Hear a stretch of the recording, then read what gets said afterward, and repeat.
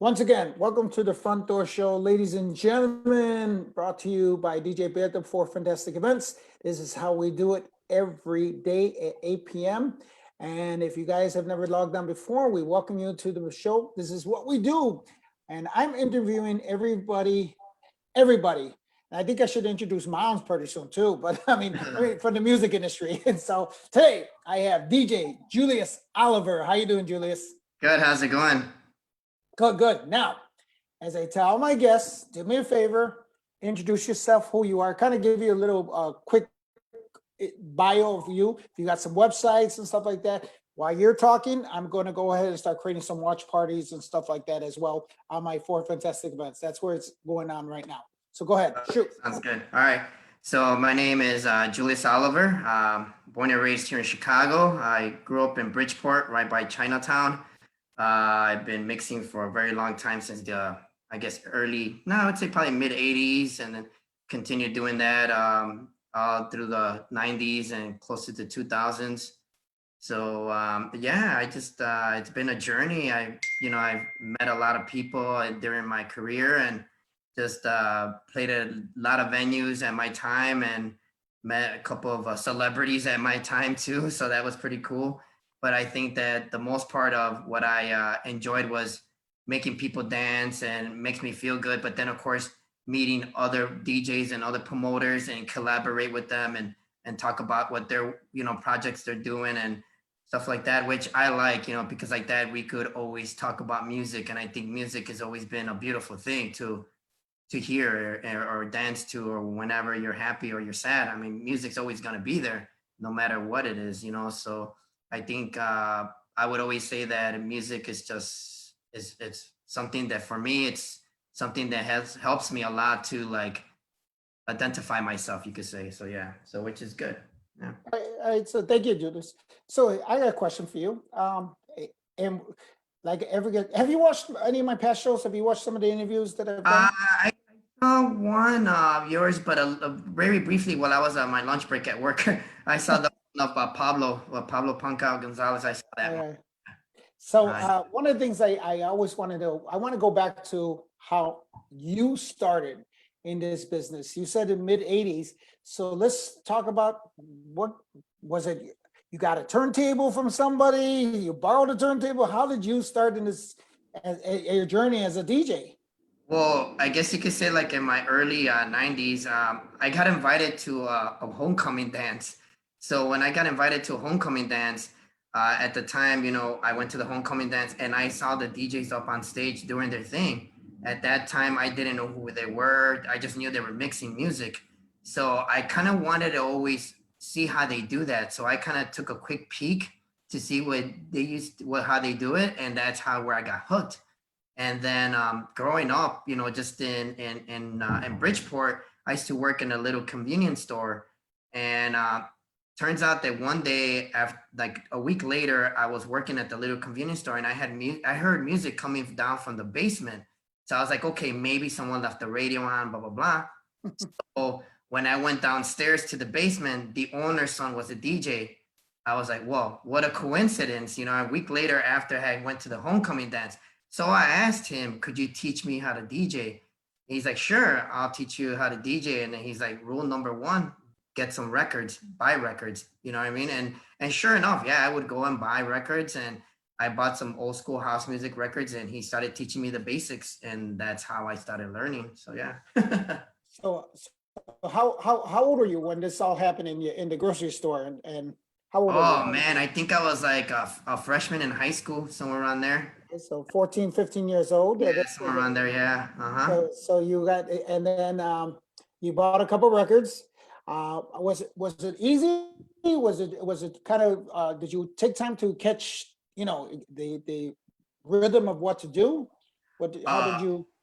At first, it took me some time to learn how to catch the beat and the tremble and all of that, because he would teach me, and it took me a while how to blend them in and just learn the cuts and all of that. So it took me quite a bit. It didn't happen overnight, put it that way. So yeah. So I think that's basically, yeah, it just I don't know, it just took a little time. So yeah. All right, and then So here you are, 14, 15 years old. Obviously, you're still working at the grocery store. Yeah. When do you get kind of your first, like, are you doing, invited to DJ, or did you get, when did you first like say, okay, now I'm going to be a DJ? So then the guy that was teaching me how, his name is Alex. When Alex invited me, he one day he asked me, "Hey, do you want to DJ at a house party?" And I was like, "Sure." I was very excited. I told my mom, "Hey, you know what? I'm gonna DJ at this house party. Would you take me?" And she's like, "Yeah, I'll drive you over there. And as soon as you're done, I'll pick you up." And I was like, "Okay." So I go to the house party, and no one's at the house party. The only one that was there is my friend Alex and the girl that was throwing the house party. So that was my first experience to actually mix live somewhere where other people are there. I mean, Okay. nervous wreck. I mean, I DJ, it sounded like stampede horses like everywhere. I mean, but the experience was like wow, you know what I mean? But that kind of like that rush I was getting inside of me was just like wow, I liked it a lot. I mean, So you were genuinely nervous. That's what you yeah, were. exactly. Yeah, I mean, I was like, yeah, very, very. I all of us have experienced that, the nervousness of the first time because you got all eyes on you. Even there might be two people in the room, but all eyes on you. So, Exactly. Yeah. Yeah. Exactly. So that's kind of how it happened. And I think that after that, I had to overcome that nervousness, that being so nervous and scared, and thinking, okay, I'm gonna screw up, I'm gonna mess up here and there, but but I overcome that as the years went on, and I, okay. yeah, So years go on. right. What happens? Where do you go from this? I mean, you're obviously doing a little bit more house parties with a little bit more Yeah, I people. started. Yeah, I started doing a little bit of house parties, daytimes. Everybody cut school and go to these daytimes and all that. So then I started doing all of those, and then of course the little BFW places and all that. And then after that, I started picking up. I was getting a little bit better and better. And then I was approached by a promoter to DJ at Dirka's. So that was kind of more my going into the more mainstream, like working Oh in wow! So and you went from the basement slash the house party right into a nightclub right away. Yeah, Ditka's and Jordan's after that too. So it's just like, so yeah, I mean, I don't know, but everybody would ask me like, oh, you know what, like what are you gonna play and this and that, and I would just like, what I see, what makes the people move is what I'm gonna play. I don't play for me, I play for them, and I Right. say that because I think that if you play for yourself, you're not giving the crowd what they want to listen to. So yeah, so. So how old are you when you first started at Divkas? I mean, underage, obviously. But Yeah, underage. Yeah, yeah. I think I was a little bit already. I wasn't 21 at the time. I think I was already out of high school. So that's when it had happened because okay. it was mostly house parties and VFWs and daytimes and stuff like that. And of course, all of that. But I think after high school, that's kind of where it went into like those places, to mix at places like that. So So,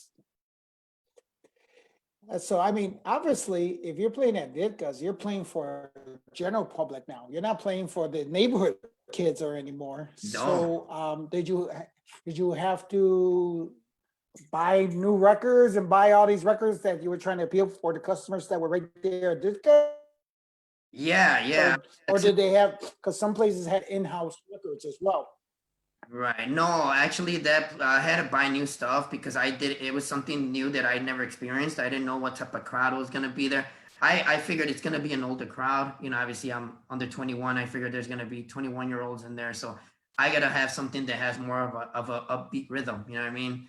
And I think that's kind of where I started buying some more stuff. So just so I wouldn't bored everybody, I guess you could say, when I'm DJing. So that's where I ended up just going to like places and buying stuff like gramophones, and started going to gramophones, and what was the other place? Imports. There you go. So yeah, so that's where I started buying stuff like that. Okay, all right. So you were, and what year is this that you're playing at this, guys? About what year is this? Oh, that was like already like in the 90s. I could say probably mid 90s, I think, close to mid 90s Okay, at the time. okay. Yeah. So here you're doing Dickas, um, and you're already established DJ Julius Oliver, right? Is that the name you were going by back then? as well? Yeah. I had figured, at the time when I decided to use my real name, which is Julius, and my middle name is Oliver, and I ended up just putting that together because I felt that it was more of a professional name, you know what I mean? And just the reason I did that was because, a lot of DJs have different nicknames and different like Bad Boy Bill and all these guys, they have the Bad Boy, and stuff like that. So I figured, what, I can't put something like that in with my name. So I figured, what, let me try something different. At the time, I remember Louis Segura using his real name and all these other DJs using their real names. So I figured, let me use Julius Oliver and see how that goes. And if it doesn't go well, then I'll switch it up. But I ended up sticking with it for a very long time. Yeah. Right. So, I mean, that I guess that's going to be what was one of the questions. All right. So here you're at Ditka's. You're playing for over 21 crowd. What happens with you as far as are you there at Ditka's every Friday, Saturday? Is it how's the routine with that? No, I was just a guest DJ for that night only. So I did that. I was a guest DJ for Ditka's, and then after that, same thing. I was a guest DJ for Jordan's. It was just like a one night event. I mean, that was it. Obviously, they never called back after that. But I mean, again, I'm still fresh into going into the nightclubs, into the nightclub scene and all that. So I was still a beginner at that time. So yeah. So what happens next for you? So then after Ditka's and Jordan's, one of my friends, Eddie Reyes, which is Evil Ed the Rebel, he ended up having an event at Kairos. I remember at Kairos, which back then, was Kairos, and then they went to 720s and I think, what was it? Yeah, 720s and other names that they had, My Sister's House and all that. So he asked me to play. Again, I was in 21. I went in there. The bouncers were giving me a hard time, but they were like, "Hey, okay, go play, but then you got to get out because we don't want to get ticketed." Blah, blah, blah. I said, "Okay, fine." So I went and played, and that was So that was like, those were probably like the only places that I was playing at under 21 at the time. You know what I mean? Okay. So, and then I think that's for what I remember. Yeah. Okay. So let's forward to 21. What happens with you then? So 20. Oh yeah. Oh, sorry. So forward to 21. Okay. So forward to 21, I started mixing at some places like but Dichotomy had an events at the Palladium, so I started playing there, Palladium and all that. I think you played there a few times too. I started playing at Palladium, and that was pretty cool. I mean, the events were really cool, and then of course during the whole time playing at Palladium and then doing other little guest spots here and there. But then Leon from SAP Entertainment approached me to do events at this place called Myth, I think it was called, and Vinyls, I remember. So then that's where I started picking up more momentum on mixing at the clubs. That was on Elston, right? Yeah, the one on Elston. Yeah. I remember. I remember the place, and I think it wasn't called SAP at the time. He was part of. Was it Viva or was it? Oh yeah, Viva. I think it was. Yeah, Viva. Yeah, because I remember he did something with Viva. Did something at the. Or was it Leon and his other partner? Luis Ramirez, I think. Yeah. Was it Luis Ramirez? Yeah, okay. Luis Ramirez. Yeah. Okay, so that would have been Viva Promotions and stuff like that. I remember. Right. So, Yeah. So you were DJing with Leon, and you were doing some stuff at Palladium. And if it was Palladium, I believe at that time that was Rocco Mix that had it first, and then I took it over and doing the what's called. But I don't know if have you ever DJed with me or DJed?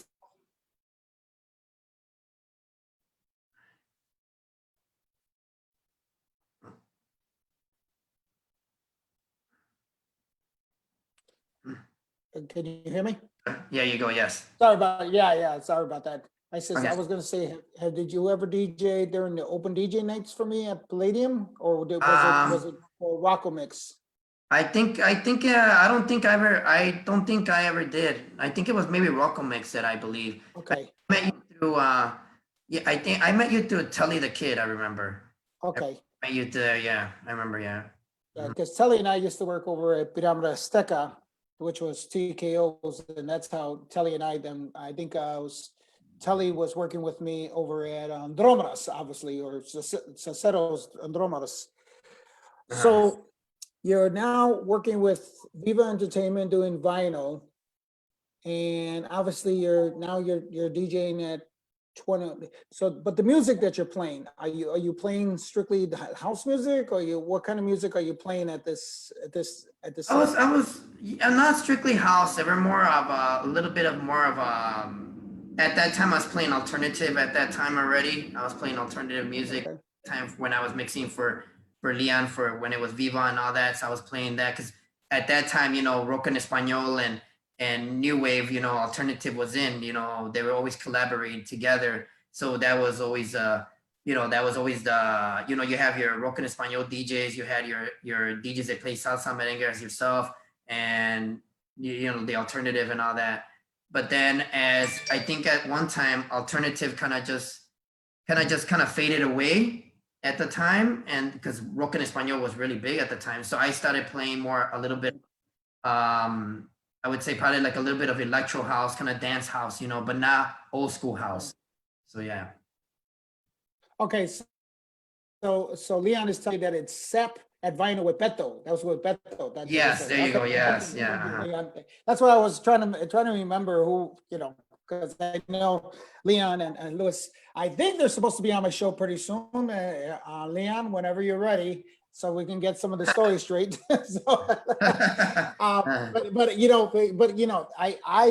I only could go because I'm friends with Leon, I'm with Beto, I'm friends with Louis, and I'm almost kind of trying to remember the time frames because there's a lot of history, a lot of nights out there.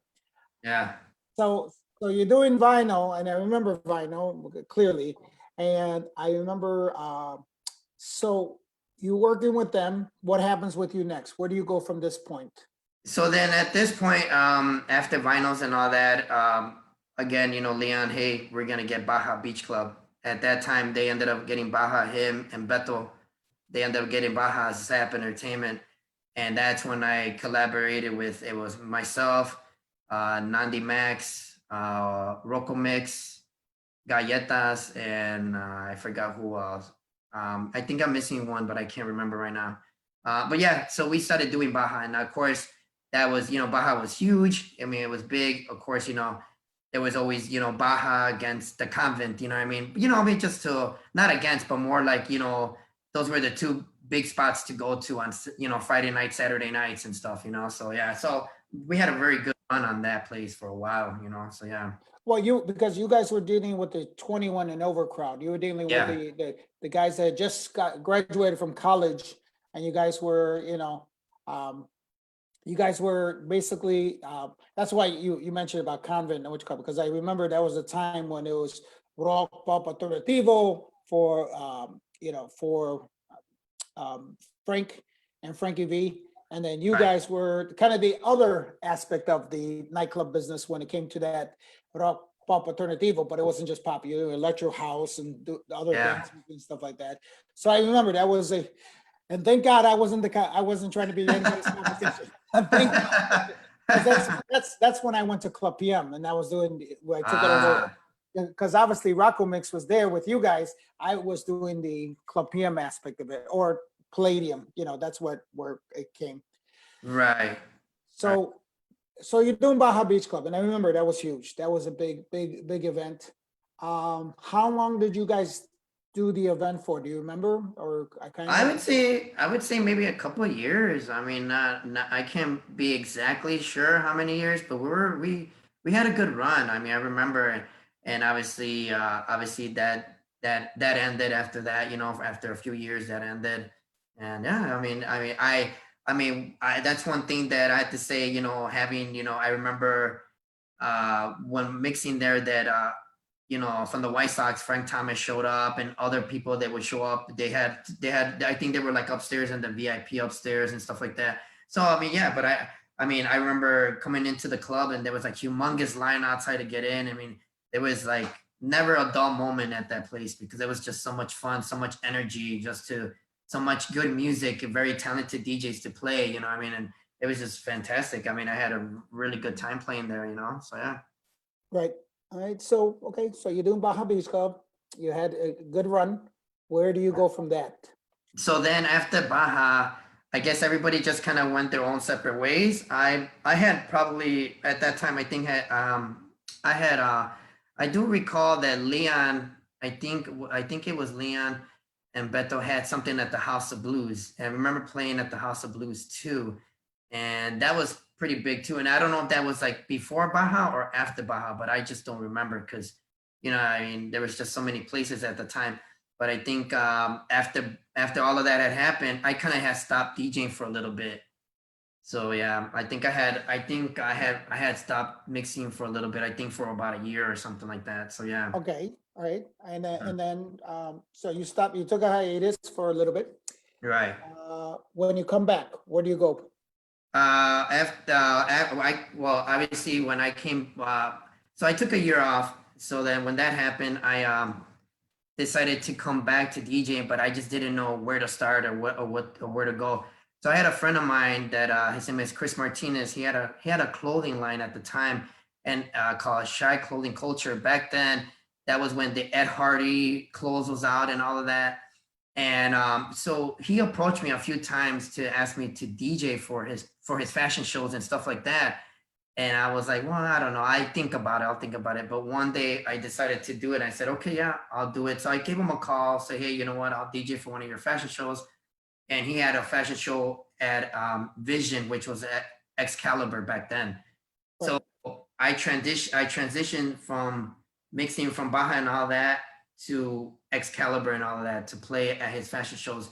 But they would do like a 30-minute fashion show, maybe 30 to 35-minute fashion show, and then they will have like just a regular party, you know, like everybody dancing at the clubs and stuff like that. So that's where I kind of started mixing more electro house. I got into that, Okay. stuff like that, yeah. And All then right. So was this a weekly fashion show? Was it, how often was this happening over there with Shy? so what happened was, you know, Shy Clothing would always like do events, but they also would do fashion shows when they would do events. So they would like what they did at Excalibur, they did a fashion show. Then the next fashion show would be like at Spy Bar, and then you know, do like a 35-minute fashion show, and then so on. So I started mixing at places like that, like fat, you know. And then they did a really, really big one where I ended up a resident at this place called Moda. And now it's called Social 25, I think what it's called now. But Moda back then was like a big club. It was huge.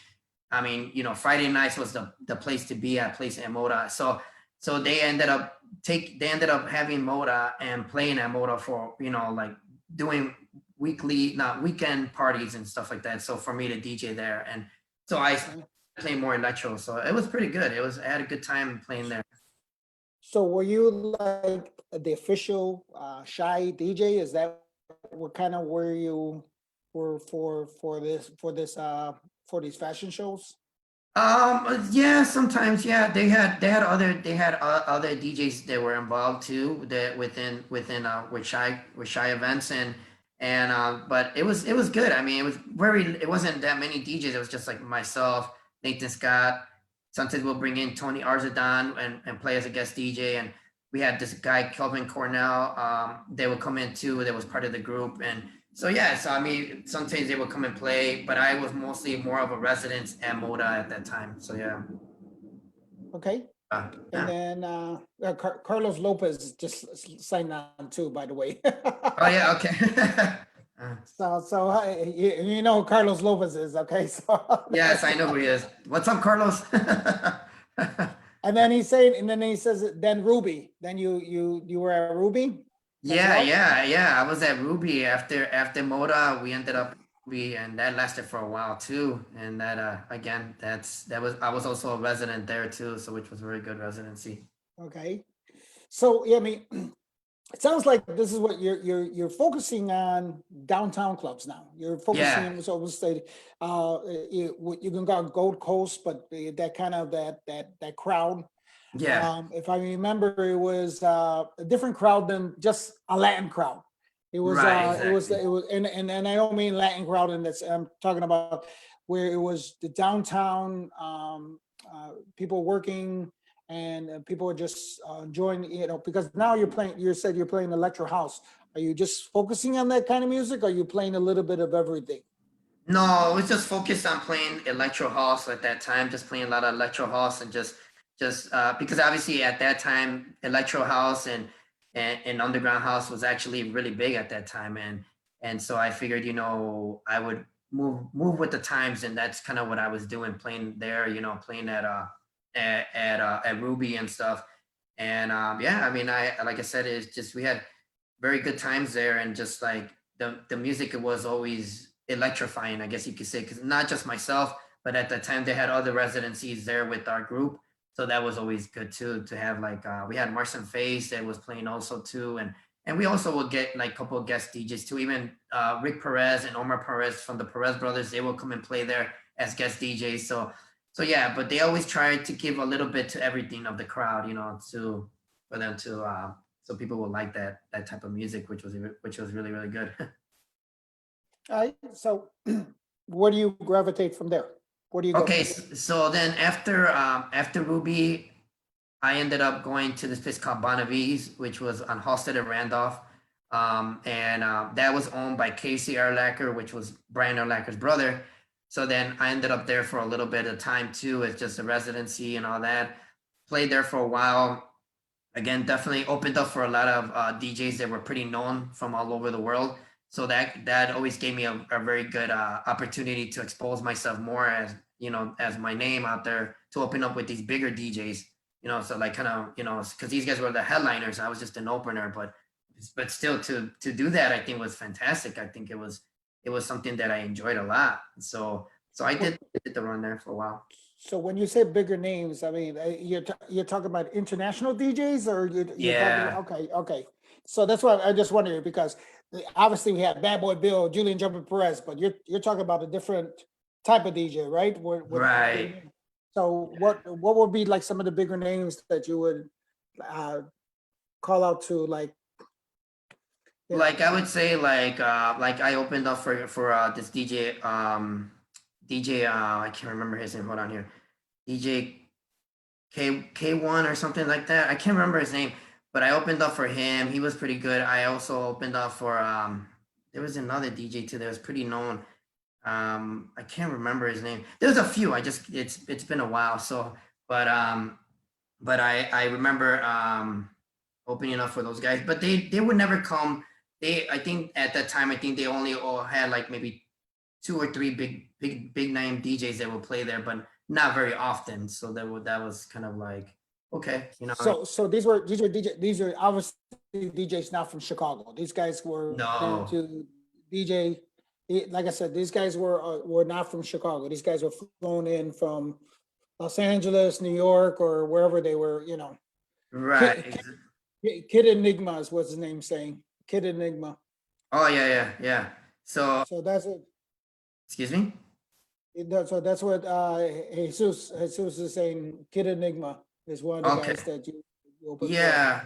I mean, I opened up for like let's see, I'm trying to think. Oh, so DJ Obi-Wan, that's one that I Okay. DJ Chops, DJ Get Down, obviously Nathan Scott, which is a Chicago DJ, Tony Arzadon, and I also opened up like for Farley. So that was a while back too. So yeah, but it was fun. I had a good time.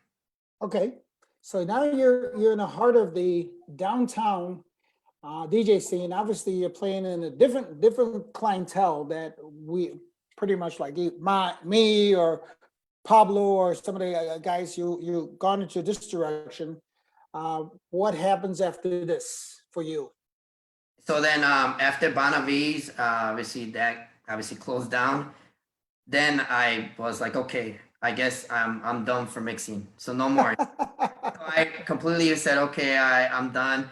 I obviously was gone for maybe like 6 7 years. I mean, I was Okay, a very long time, and I would never go to clubs. But once in a while, when I would go to the clubs, some people will ask me, "Oh, are you gonna DJ tonight?" I go, "No, I don't DJ anymore. I retired. No more. I'm done." They're like, really? Like, yeah. Like I just like would give him that, like just not gonna play anymore.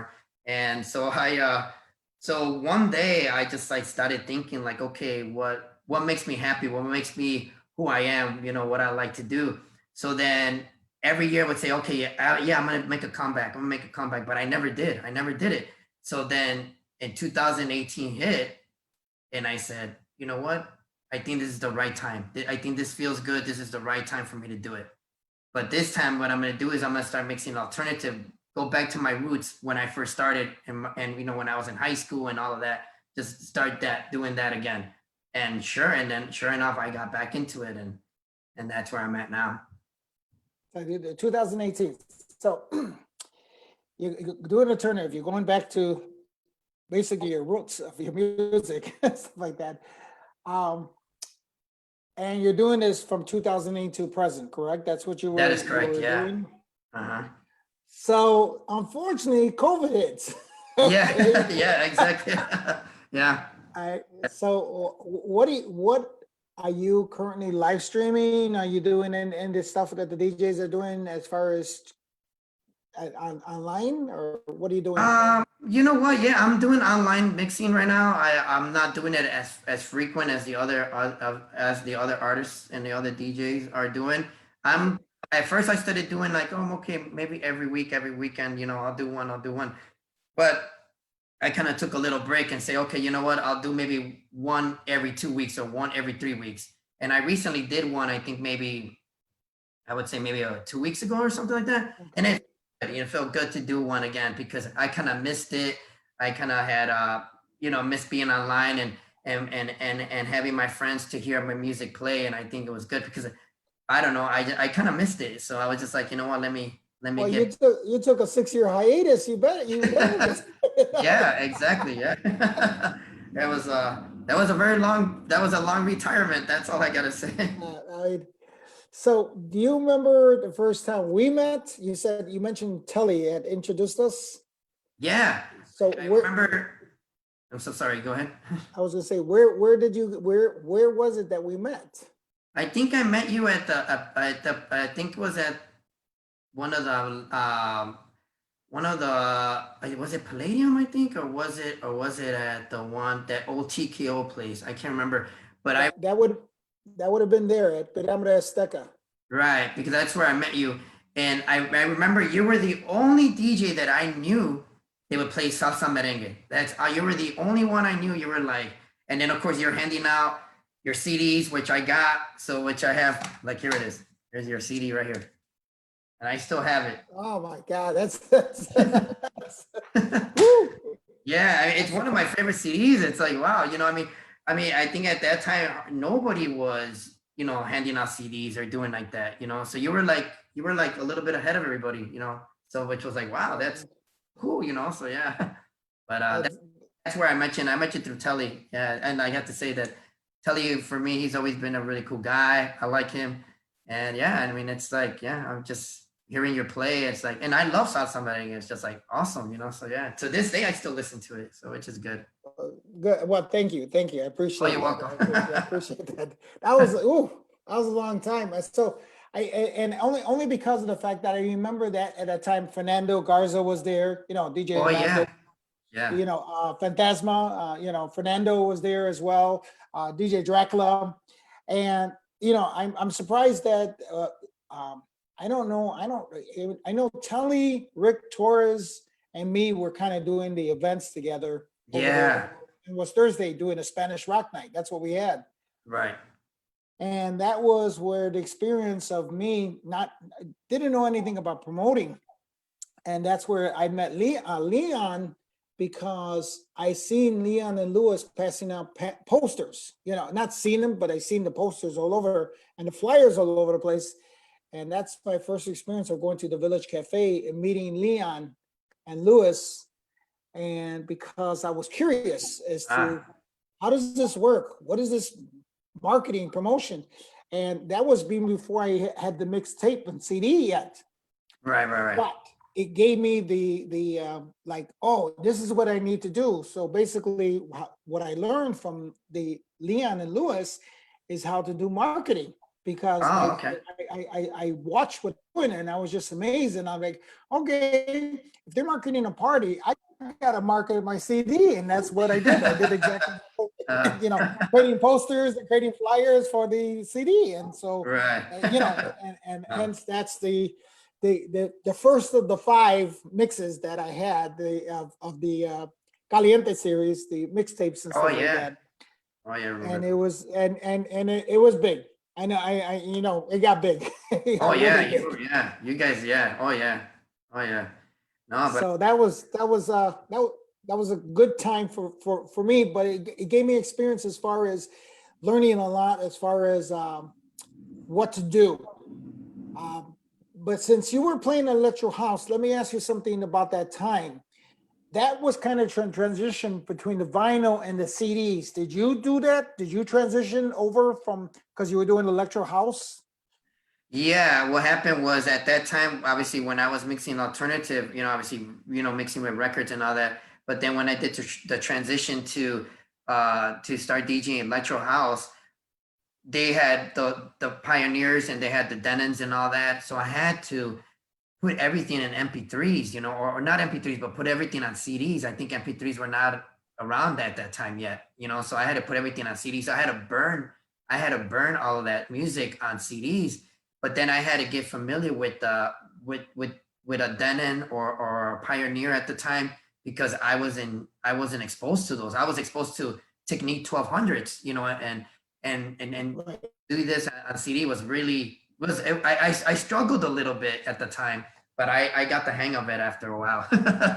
So yeah. Well, I think people don't realize of the transition that all those DJs had to go from vinyl to CD, and basically we would have to make a CD with the best of the 16 tracks, Right, yeah, of that CD. exactly. Oh Because no, on a CD, you can't put, it's not like the PC, you can't put, you only have a limit of 12, 13, or 14 tracks per CD. right. And Oh yeah.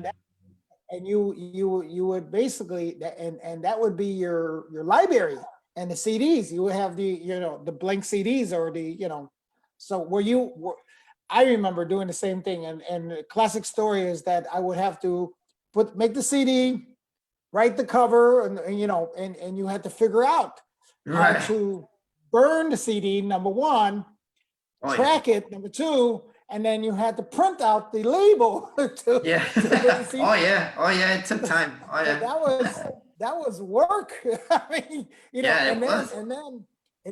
it isn't like we had a computer to do it all and stuff like No. that. It was, I mean, and what I mean in computer isn't like we didn't do downloading of music and stuff like that. It was like, okay, and if we did download it, we had to convert the MP3 to the audio track. That's what we had to do because that's what it was, an audio track on a CD. Oh yeah. So I just remember that was a lot of work. Oh my God, that was a lot of work. I mean, my God, it's like, so I mean, I know it was probably better for your back because you didn't have to carry crates and crates of Oh yeah, records. no doubt about it. It was so easy to carry CDs, everywhere. But yeah, I mean, I think for me, I was so used to carrying vinyl all the time, but then to start carrying CDs was like totally different. You know, what I mean, like wow, okay, I could carry a lot of songs in like on a few CDs and just carry that with me. But Right, right. it did take a process to burn record onto CD, and then you had to make sure that that record didn't have any scratches, any snap crackles and pops on them, because if not, the CD's gonna sound like that too. It's not gonna come out crystal clear. Right, right. So you had to make sure that vinyl you had, make sure it was very nice and clear, and clean, I guess, because if you hear it on vinyl, you're gonna hear it on CD. So yeah, so So because a lot of DJs, what started happening too is that they started making edits. Did you start doing any of those as well? The yeah, edits? what I did was I ended up doing edits too on some CDs because some of the records, they were so long. You had to, cut and paste on some CDs and stuff like that. But I had to do, or else I would have doubles of CDs, so I could just do that, so I could bring the cut faster, and the break, so that I would do that. So just to kind of like, because sometimes like people don't want to be dancing with the same song for the for 3 minutes long. It's too long. People are gonna get bored and say, okay, this song is taking too long. When he's gonna put the next song? So I had to use double CDs so I could bring in the break right away. So and of course do some more edits on CDs too. So yeah. Oh yeah, because Yeah. it took Couple time. guys are like, couple guys are saying, "Oh, what an awful time." Yes, it was. I mean, I don't think some people don't realize that we used to spend almost like Monday through Thursday burning music, Oh yeah. and then we especially if we were set up for a party for that Friday and Saturday, we would be burning music, basically Monday through Thursday.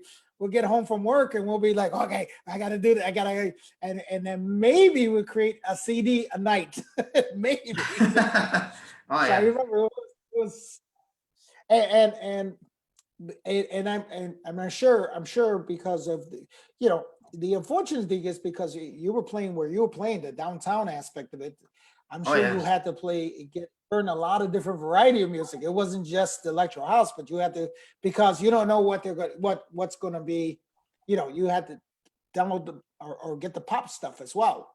Right, yeah. So and I think at that time too, playing electro house was good, but then that's when matchups came into play at that time when I was playing at like Ruby and all that, and then playing at other spots that I had to get matchups, because matchups were obviously, people ask me, okay, well, what are matchups? And matchups are basically hip hop vocals with house beats in the back, or background, or electro house beats in the background. So that's when, like, David Guetta, when he first came out with sexy, I think David Guetta came out with I don't know if it was Sexy Bitch or it was another song, but he came out with a song, and that's kind of where matchups kind of took off from there. Every DJ that like David Guetta, Robbie Rivera, all those guys, Eric Murillo, all those guys started matching up with other hip hop vocals than just kind of throw matchups out there. And that was big. Matchups were huge. I mean, people were like, yeah, that's good music right there too. So I had to get a lot of that stuff too. So that was, Oh, I mean, I remember and this was when 720 Part 2 was out. I remember all the DJs. There were mashups for everything. I mean, the pop stuff there was mashup, for the dance stuff there was mashup, for the hip hop there was mashup, the Latin music had mashups. yeah. Oh yeah. Everybody was doing mashups, and it was like, and all of us as DJs would be like, oh, where did he come in with that? Where did he get that mashup? Well, that was I guess the undiscovered version of like when we were doing vinyl and you had the white label and everybody wanted to know what was that song on the white label. Oh yeah, that's true. Yeah. Oh, yeah. So I could imagine that the mashup was like that for DJs as well. They were like, that became the iconic way of a DJ, like, or I want to say outperforming, but it would be like, okay, well, this guy had mashups that nobody's ever heard of. That's basically how we Yeah. would hear DJs kind of compete with each other. And Yeah. and I remember the crowd got really spoiled at that time too. Oh, very. Yeah. Oh yeah. Oh yeah. Oh yeah, very spoiled. Because I remember when I used to mix at 720s on the first floor, and Mhm. and I remember it was me, DJ Aura, and I forgot Rick Garcia. There you go. And Yep. one time I saw DJ Flipside from B96. He was there, and he was just, I was talking to him, whatever, and he's like, here's one of my promos, and he gave me a promo CD.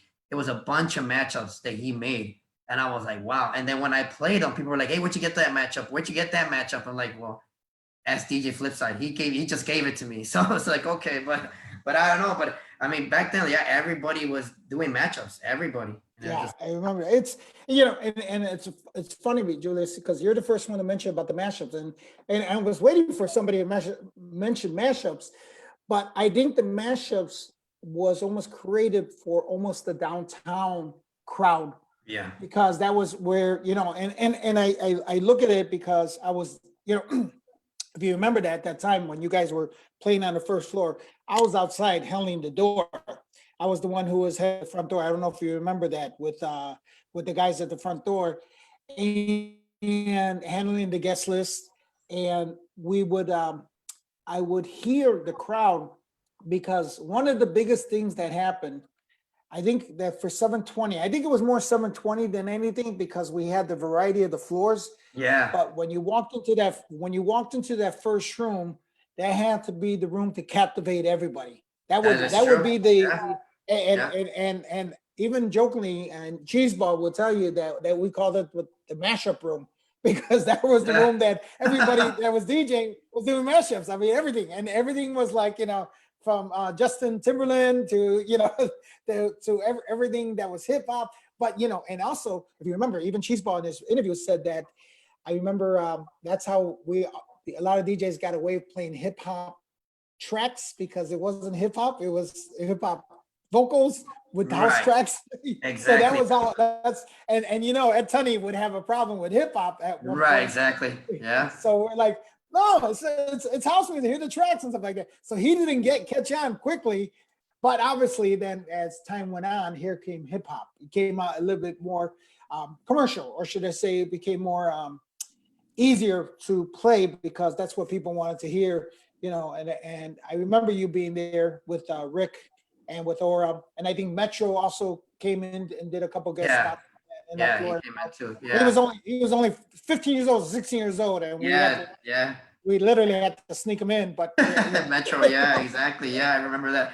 But yeah, and even when I was at 720s playing, and I did my time at 720s, I would still even go back after I was not a resident there anymore. And I have to say that I would like going there because sometimes I would go upstairs to hear DJ Dynamico play or the Perez brothers play or whoever, or the main room downstairs in the basement where that was pretty cool too. I think it was called I don't remember what the room was called downstairs of 720. It was the grotto or something like that. So I think that's what they called it downstairs, the grotto. But I mean, what it was cool is that place was just, it was tons of people and all types of music and 4 floors. Or yeah, was it 4 floors? Yeah. And it was just like unbelievable. I mean, it was just like, I had so much good times there. I mean, even when Volume threw a party at 720s, Frankie V had hired me to be a guest DJ, and Mana was in concert that day. Mana, the drummer Alex, I met him for the first time upstairs in the VIP. One of the coolest yes. ever, just chilling, talking, and without having a couple beers, and it was fine. But that's the thing. I mean, I miss that place. That place was really cool. I mean, and all the places that I DJed during my whole career, I missed them because there's always a story behind every one of them. And Right. you know, some are good and some are bad, but I mean, but then again, the music, it was just about the music to make people dance. And I have to say that's kind of what I liked. If I saw people dancing, it made me feel good. It made me very happy to do that. And to this day, I still feel very happy about making people dance. And I love it. So yeah. so so let's talk about, since you mentioned that, where do you consider your highlight of your DJ career? What would be the top story or the top thing that happened to you? What would be that?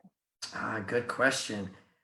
I would say at the time, I think my career was at the time like maybe the mid '90s when I was actually mixing like for Leon, and then I was mixing for Joaquin Salamanca Dichotomy. At that time, I was at my peak. I was at where my name was everywhere, and I think that to play at different venues with different DJs and just be able to collaborate with them and talk to them and just hang out with them, I was just like, wow.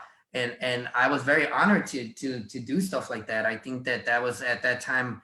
I mean, I was like, I personally still think that if I would have kept going, I think, I think I could have made my DJ career even more. I think I could have been maybe traveling and DJing all over the world if I didn't stop, you know what I mean? Or whatever. But I think that I feel that sometimes, music to me has always been a big part of my life. It's a big part of who I am. And I think that during that time, I was just very blessed to be able to play it for different promoters in different venues. And I was honored to do that. And I loved it. So yeah. Well, that's good. That's good. Um, So with this whole COVID putting a kibosh on your comeback, you know, um, where do you think you're going to go from here as far as the? I mean, obviously the live streaming, but do you think when you come back into, because obviously number one, before we even go further than that, let me say something. You're going to be one of the DJs for our the social distancing picnic, right? That's one of the things that we're doing, right? Right, in July. Yeah, July. I think was So it 12 or July 12th, July yeah. 12th, we're doing it. So, Uh-huh. so that's what it's called. Hey, have you ever done that before? Have you ever DJ'd in a silent? And no, I've never done anything like that. It's going to be my first time to do something like that. I think it's going to be a very cool experience. I've seen something like that on videos, and I've heard them do that at Spring Awakenings when they used to have it up at Soldier Field. But I've never done anything like that, so I'm very excited to do something like that because it's like, wow. I mean, that's another thing to experience for the first time. Would be awesome to do something like that. So I'm very excited. So yeah, and I appreciate you guys putting me on. I appreciate that a lot. Well, well, the cool thing about it is that somebody asked me, have we ever done it before? And yes, we have done it before. We done it 2 years ago. Some people didn't realize that we've done it over at Alhambra Palace on a Tuesday. And the purpose behind it, when we did it 2 years ago, was to avoid the complaints from the neighbors of live music or music being played outside.